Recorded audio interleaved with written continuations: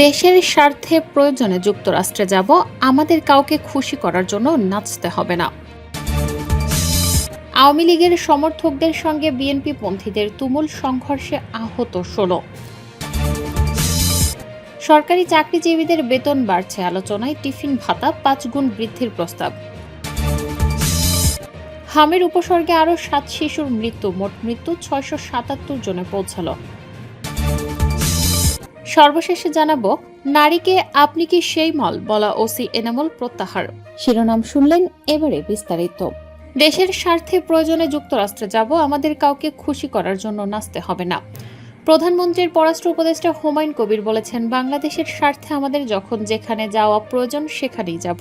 যুক্তরাষ্ট্রে যাওয়ার প্রয়োজন হলে যুক্তরাষ্ট্রে যাব, প্রয়োজনে চীনেও যাব, ভারতের সঙ্গে পরিবেশ অনুকূল হলে ভারতেও যাব।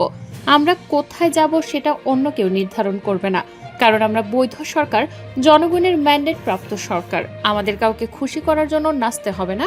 শনিবার ২০ জুন দুপুরে প্রধানমন্ত্রীর চীন ও মালয়েশিয়া সফর প্রসঙ্গে সাংবাদিকদের তিনি এসব কথা বলেন। পররাষ্ট্র উপদেষ্টা বলেন, বাংলাদেশের পররাষ্ট্র নীতি নিয়ে আমি শুধু এটুকুই বলবো, এই মুহূর্তে বাংলাদেশ সব বড় অংশীদার দেশের সঙ্গে সবচেয়ে ভারসাম্যপূর্ণ সম্পর্ক বজায় রাখতে সক্ষম হয়েছে। ওয়াশিংটন, বেজিং, ইউরোপ কিংবা দক্ষিণ পূর্ব এশিয়া, সব ক্ষেত্রে আমরা ভারসাম্য রেখে এগোচ্ছি। এটি সম্ভব হয়েছে কারণ আমরা ২/৩ ভোটে জনগণের বিশাল ম্যান্ডেট নিয়ে ক্ষমতায় এসেছি। ফলে আমরা এখন শক্ত অবস্থান থেকে কথা বলতে পারি, দর কষাকষি করতে পারি। গত ১৫ বছরে কোনো সরকার তা পারেনি, কারণ জনগণের আস্থা ও বৈধতা তাদের ছিল না। হুমায়ুন কবির বলেন, প্রধানমন্ত্রীর চীন সফর অবশ্যই ভালো হবে। চীন আমাদের একটি গুরুত্বপূর্ণ উন্নয়ন অংশীদার, আর মালয়েশিয়া হচ্ছে মুসলিম বিশ্বের একটি গুরুত্বপূর্ণ দেশ।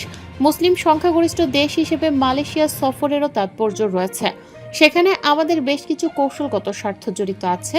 আমরা আসিয়ানের সদস্য পদের জন্য আবেদন করছি। ভবিষ্যতে comprehensive and progressive agreement for trans Pacific partnership বা সিপিটিপিপি বাজারেও প্রবেশের চেষ্টা করব।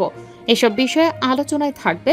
পররাষ্ট্র উপদেষ্টা বলেন, আমরা এখন বৈশ্বিক অঙ্গনে একটি সক্রিয় পক্ষ, যে নরম শক্তি, কূটনীতি এবং অর্থনৈতিক সম্পৃক্ততার মাধ্যমে নিজের অবস্থানকে প্রভাবশালী করে তুলতে চায়।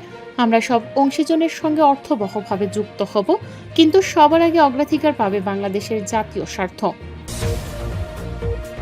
আওয়ামী লীগের সমর্থকদের সঙ্গে বিএনপি পন্থীদের তুমুল সংঘর্ষে আহত ১৬। ঝিনাইদহের হরিণাকুণ্ডুতে পুকুরে মাছ ধরার ঘটনাকে কেন্দ্র করে দুপক্ষের তুমুল সংঘর্ষের ঘটনা ঘটেছে। এতে অন্তত ১৬ জন আহতের খবর পাওয়া গেছে। শনিবার ২০ জুন সকালে উপজেলার ফলসি ইউনিয়নের বোয়ালিয়া গ্রামে এ ঘটনা ঘটে।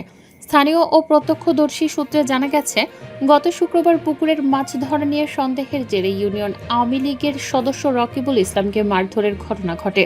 রকিবুল উপজেলা আওয়ামী লীগের সহসভাপতি ও ইউপি চেয়ারম্যান বজলুর রহমানের ছোট ভাই। ওই ঘটনার জেরে শনিবার সকালে বোয়ালিয়া গ্রামের বজলুর রহমান চেয়ারম্যান গ্রুপের লোকজনের সঙ্গে বিএনপি সমর্থিত মাসিয়ার রহমান সমর্থকদের তর্ক হয়। এক পর্যায়ে উভয় পক্ষের লোকজন সংঘর্ষে জড়ায়। এতে উভয় পক্ষের অন্তত ১৬ জন আহত হন। সংঘর্ষের পর থেকে বোয়ালিয়া গ্রামসহ আশপাশের এলাকায় চরম উত্তেজনা ও থমথমে পরিস্থিতি বিরাজ করছে। যে কোনো সময় আবারও বড় ধরনের সহিংসতার শঙ্কা করছেন স্থানীয়রা। গুরুতর আহত ৫ জনকে ঝিনাইদহ সদর হাসপাতাল ও ৩ জনকে কুষ্টিয়া মেডিকেল কলেজ হাসপাতালে ভর্তি করা হয়েছে। সাবেক ইউপি সদস্য মশিয়ার রহমান বলেন, তুচ্ছ ঘটনাকে কেন্দ্র করে আমাদের সমর্থকদের ওপর হামলা চালায় আওয়ামী লীগ সমর্থিত চেয়ারম্যানের লোকজন। আমাদের ৬-৭ জন আহত হয়েছেন।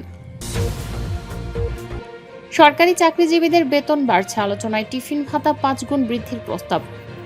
সরকারি কর্মকর্তা কর্মচারীদের বহুল প্রত্যাশিত নবম পে স্কেল আগামী ১ জুলাই থেকে কার্যকর হতে পারে বলে জানা গেছে। নতুন বেতন কাঠামোতে সবচেয়ে বেশি সুবিধা পেতে যাচ্ছেন ১১ থেকে ২০ গ্রেডের নিম্ন ও নিম্ন মধ্যম আয়ের কর্মচারীরা। সবচেয়ে আলোচনায় এসেছে টিফিন ভাতা। আগে যেখানে মাসিক ভাতা ছিল ২,০০০ টাকা, নতুন প্রস্তাব অনুযায়ী তা বাড়িয়ে ১,০০০ টাকা করার সিদ্ধান্ত প্রায় চূড়ান্ত পর্যায়ে রয়েছে। এতে কর্মীদের দীর্ঘদিনের অসন্তোষ কিছুটা হলেও কমবে বলে মনে করছেন সংশ্লিষ্টরা। ২০১৫ সালের অষ্টম পে স্কেলের পর এবারই প্রথম বড় ধরনের পরিবর্তন আসছে বেতন কাঠামোয়। টিফিন ভাতা ৫ গুণ বৃদ্ধির খবরে সচিবালয় থেকে শুরু করে মাঠ পর্যায়ের কর্মচারীদের মধ্যে স্বস্তি ও সন্তোষ দেখা গেছে। সামাজিক যোগাযোগ মাধ্যমে অনেকেই সরকারের এ উদ্যোগকে ইতিবাচক স্বাগত জানাচ্ছেন। প্রস্তাব অনুযায়ী ১১ থেকে ২০ গ্রেডের কর্মচারী এবং প্রাথমিক বিদ্যালয়ের শিক্ষকেরাই বাড়তি সুবিধার আওতায় আসবেন। বেতন কমিশন সূত্রে জানা গেছে, গত এক দশকে নিত্য প্রয়োজনীয় দ্রব্যমূল্যের ঊর্ধ্বগতির কারণে 200 টাকার টিফিন ভাতা দিয়ে দৈনন্দিন খরচ মেটানো প্রায় অসম্ভব হয়ে পড়েছিল। এ কারণে ভাতা বাড়ানোর সুপারিশ করা হয়, যা বাজেট পর্যায়ে ইতিবাচক সাড়া পেয়েছে। নতুন পে স্কেল কাঠামোয় আরও বেশ কিছু পরিবর্তনের প্রস্তাব রয়েছে। এর মধ্যে উল্লেখযোগ্য হল সর্বনিম্ন মূল বেতন 8,250 টাকা থেকে বাড়িয়ে 20,000 টাকা করার সুপারিশ, বৈশাখী ভাতা 20% থেকে 50% উন্নীত করা, শিক্ষা ভাতা 2,000 টাকা নির্ধারণ, প্রথমবারের মতো স্বাস্থ্য বীমা চালু এবং প্রতিবন্ধী সন্তানের জন্য অতিরিক্ত 2,000 টাকা ভাতা।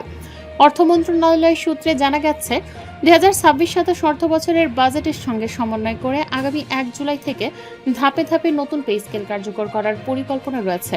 শিগগিরই এ বিষয়ে আনুষ্ঠানিক প্রজ্ঞাপন জারি হতে পারে। হামের উপসর্গে আরও 7 শিশুর মৃত্যু, মোট মৃত্যু 677 জনে পৌঁছালো। দেশে হামের উপসর্গ নিয়ে আরও 7 শিশুর মৃত্যু হয়েছে। এর ফলে চলতি বছরের 15 মার্চ থেকে এ পর্যন্ত হামো এর উপসর্গে মোট মৃত্যুর সংখ্যা বেড়ে দাঁড়িয়েছে 677 জনে। শনিবার 20 জুন বিকেলে স্বাস্থ্য অধিদপ্তরের হেলথ ইমার্জেন্সি অপারেশন সেন্টার ও কন্ট্রোল রুম থেকে প্রকাশিত এক প্রতিবেদনে এ তথ্য জানানো হয়।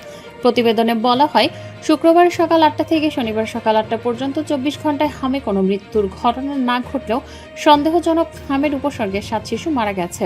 একই সময়ে নতুন করে 807 শিশুর শরীরে হামের উপসর্গ পাওয়া গেছে এবং 80 জনের হামে সংক্রমণ নিশ্চিত হয়েছে।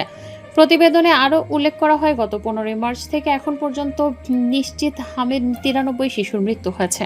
সব মিলিয়ে হামো এর উপসর্গে মৃত্যুর সংখ্যা দাঁড়িয়েছে 677 জনে।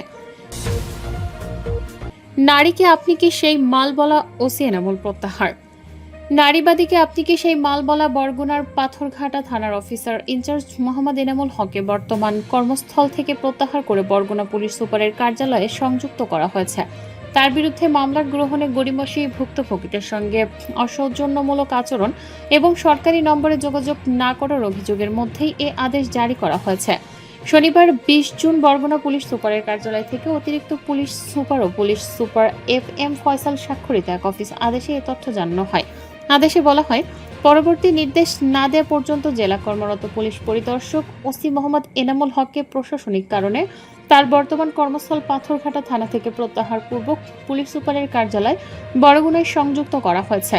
বিষয়টি নিশ্চিত করে বরগুনা অতিরিক্ত পুলিশ সুপার মোহাম্মদ শাহিদ চৌধুরী বলেন, অফিস আদেশ অনুযায়ী ওসি মোহাম্মদ এনামুল হককে পুলিশ সুপারের কার্যালয়ে সংযুক্ত করা হয়েছে।